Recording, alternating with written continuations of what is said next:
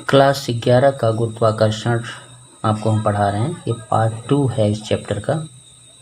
देखिए 1665 ईस्वी में, ठीक है ना, सर आइजैक न्यूटन ने 23 वर्ष की उम्र में, ठीक है, इन्हें गुरुत्वाकर्षण प्रभाव का विचार आया था। ये विचार आया था पेड़ से गिरते हुए सेब को देख के। एक पेड़ से सेब गिर रहा था और वो यहाँ बैठे हुए थे, उसी को देख के विचार आया था कि ये नीचे क्यों आया, ठीक है। और 1686 ईस्वी में न्यूटन ने निष्कर्ष दे दिया कि पदार्थ के प्रत्येक कण दूसरे कण को अपनी ओर आकर्षित करते हैं, है ना। इसे इन्होंने सर्वव्यापी आकर्षण बल कहा और यही बल गुरुत्वाकर्षण कहा जाता है या कहते हैं। उन्होंने इसी बल को गुरुत्वाकर्षण बल कहा, ग्रेविटेशन का, गुरुत्वाकर्षण का, ठीक है। ये सभी द्रव्य पिंडों में गुण होता है कि वो एक दूसरे द्रव्य कण को अपनी ओर आकर्षित करे, ठीक है। दुनिया के सभी द्रव्य कण, चाहे वो 1 मिलीग्राम के हों, चाहे माइक्रो में हों या फिर किलोग्राम या मिलियन में हों, सबके बीच में यह बल कार्य करता है। न्यूटन ने इसी आधार पर अपना नियम दिया, न्यूटन लॉ ऑफ ग्रेविटेशन, यानी गुरुत्वाकर्षण का न्यूटन नियम। इस नियम के अनुसार ये मतलब क्या कि दो द्रव्य पिंडों के बीच जो गुरुत्वाकर्षण बल है वो पिंडों के द्रव्यमानों के गुणनफल के अनुक्रमानुपाती तथा उनके बीच की दूरी के वर्ग के व्युत्क्रमानुपाती होता है। यानी दो कण अगर हम रखे हैं, इनके बीच में गुरुत्वाकर्षण बल जब लगेगा तो F जो होगा इन दोनों पिंडों के गुणनफल के अनुक्रमानुपाती और उनके बीच की दूरी के व्युत्क्रमानुपाती होगा। ये प्रोपोर्शनल देख रहे हैं आप लोग। तो अब दोनों को अगर हम मैच करा दें, दोनों को मिला दें, तो F प्रोपोर्शनल M1 M2 बटे में R²। ये प्रोपोर्शनल को हटाएंगे, अनुक्रमानुपाती नियतांक हटाएंगे, यहाँ लगाएंगे तो उसकी जगह लगेगा G M1 M2 by R²।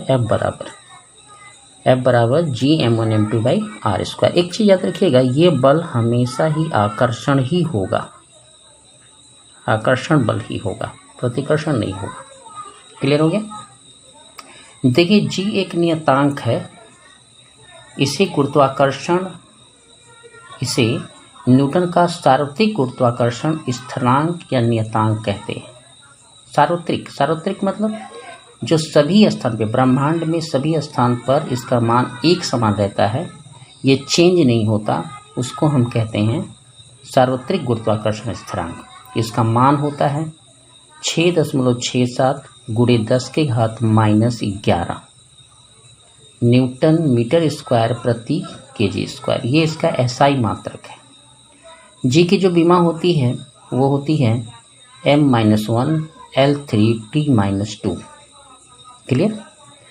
एक चीज़ हो जानी, गुरुत्वाकर्षण बल वैद्युत बल की अपेक्षा 10⁻43 गुना लगभग अधिक होता है। यानी वैद्युत बल बड़ा होता है गुरुत्वाकर्षण बल से और गुरुत्वाकर्षण बल 10⁻43 गुना छोटा होता है वैद्युत बल से।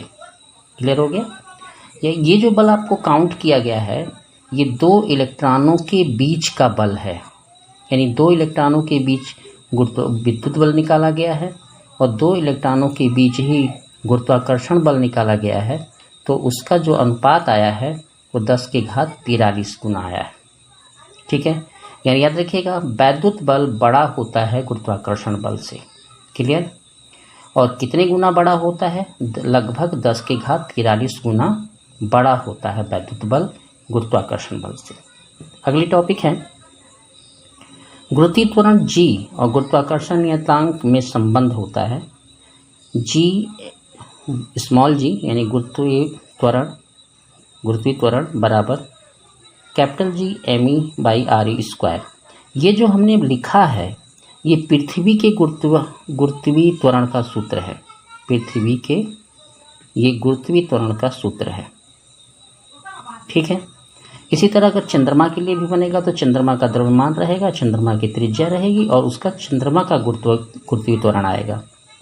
अगर आप बृहस्पति का लेंगे तो वहाँ पे ये बृहस्पति का द्रव्यमान रहेगा, बृहस्पति की त्रिज्या रहेगी और बृहस्पति का गुरुत्वीय त्वरण आएगा। क्लियर हो गया आपको।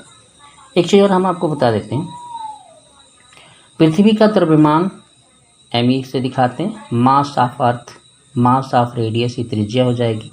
जी का मान ये फिक्स है, हमेशा यही रहेगा, इसमें कोई दिक्कत नहीं होगी। और गुरुत्वीय त्वरण आप जी को कहते हैं। अगर हम इसी सूत्र से यूज करके अगर पृथ्वी का द्रव्यमान निकालना चाहें तो हम निकाल सकते हैं। जैसे पृथ्वी का द्रव्यमान अगर हमें निकालना हो तो जी बराबर G M E by R E square लिखेंगे। तो एम ई बराबर क्या हो जाएगा, जी आर ई स्क्वायर बटे कैपिटल जी। आर ई का मान जो पृथ्वी का है वो 6.37 गुणे 10⁶ मीटर है, या कॉमन में 6400 किलोमीटर कहते हैं हम इसको। और जो कैपिटल जी का मान है वो ये है। इसके मान को अगर हम रख देते हैं तो हमें मिलता है लगभग 6 गुणे 10⁻²৪, यानी पृथ्वी का द्रव्यमान इतना होता है। ठीक है, सैद्धांतिक रूप से 6 गुणे 10⁻²৪। अगर पृथ्वी का घनत्व की बात करें तो घनत्व बराबर होता है द्रव्यमान बटे आयतन। द्रव्यमान किसका लगेगा, पृथ्वी का। आयतन किसका होगा, पृथ्वी का। ठीक हो गया। तो पृथ्वी का द्रव्यमान है एम, और पृथ्वी एक गोला है तो उसका आयतन होगा 4/3 पाई आर क्यू, होगा ही। ठीक है। और जब हम मान रखेंगे तो एम का मान होगा 6 गुणे 10⁻²৪, अभी हमने निकाला था।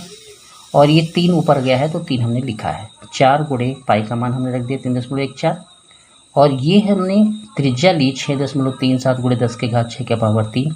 जब इसे आप हल करेंगे तो आपको आएगा 5.5 गुणे 10⁻3 kg प्रति मीटर क्यूब। ये घनत्व है पृथ्वी का। याद भी रखा जाता है, कंपटीशन वगैरह में यूज करने के लिए, सवाल में यूज करने के लिए लोग याद भी करते हैं। अब देखिए, पृथ्वी पर ही जी का मान एक समान नहीं होता है, तलों की ही बात कर रहे हैं।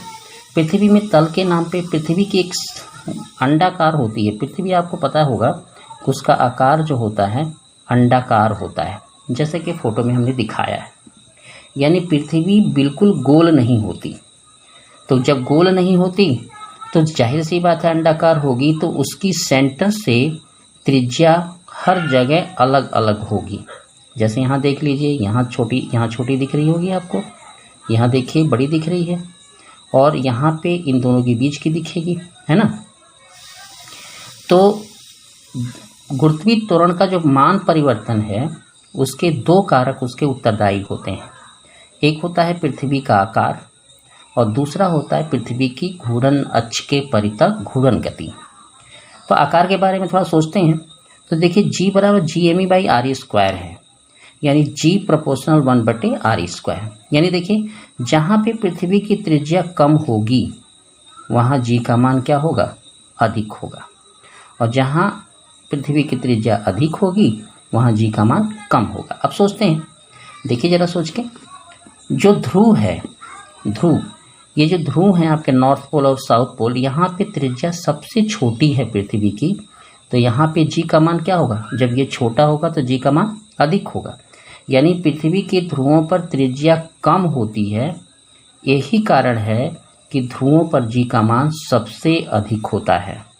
लिखा है, पृथ्वी की त्रिज्या कम होने के कारण ध्रुवों पर जी का मान सबसे अधिक होता है। अब ये भूमध्य रेखा है या विषुवत रेखा है, तो पृथ्वी की भूमध्य रेखा पर पृथ्वी की त्रिज्या अन्य स्थान से अधिक होती है ना, अन्य स्थान से लंबी दिख रही है आपको, इसलिए भूमध्य रेखा पर जी का मान सबसे कम होता है। क्यों होता है, क्योंकि ये जब आर ई अधिक होगा तो जी का मान क्या हो जाएगा, कम। यानी पृथ्वी के ध्रुवों पर जी का मान सबसे अधिक और पृथ्वी की भूमध्य रेखा पर या विषुवत रेखा पर सबसे कम होती है। अब देखिए दूसरी कंडीशन में कि पृथ्वी अपनी अक्ष के परितः घूर्णन गति करती है तो उसके कारण जी का मान बदलता है। जैसे हमने पृथ्वी दिखाया है, ये ध्रुव के अराउंड जो है घूमती रहती है ऐसे कोणीय वेग ओमेगा से, आर इसकी त्रिज्या है। तो देखिए ये सूत्र बनता है कि हम पृथ्वी के किसी बिंदु पर हों, जैसे यहाँ हों या यहाँ हों, तो उसके लिए जी डैश बराबर g minus r e omega square cos square alpha.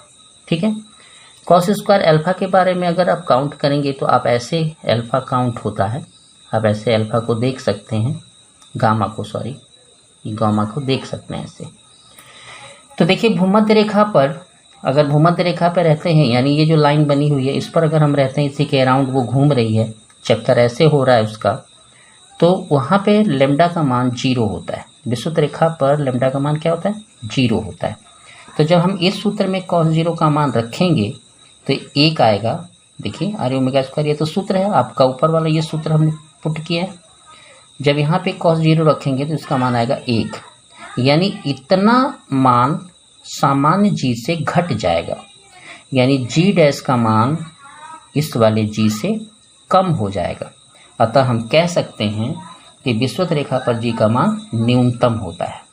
ध्रुव की बात करें तो ध्रुव पर लेमडा का मान 90 अंश होता है और लेमडा 90 का मान क्या होता है? 0। तो अगर हम इस सूत्र पे रखेंगे तो यहाँ क्या आएगा? लेमडा स्क्वायर गामा का मान क्या होगा? 0। तो ये पूरा 0 हो जाएगा, तो जी डैश बराबर जी आएगा। इसका मतलब होता है अब इससे मान तो कम होगा नहीं भाई, इससे मान तो कम होगा नहीं, क्योंकि इसी से चेंज हो रहा था मान, और ये 0 हो गया तो अब ये मान क्या हो जाएगा? आपका अधिकतम हो जाएगा।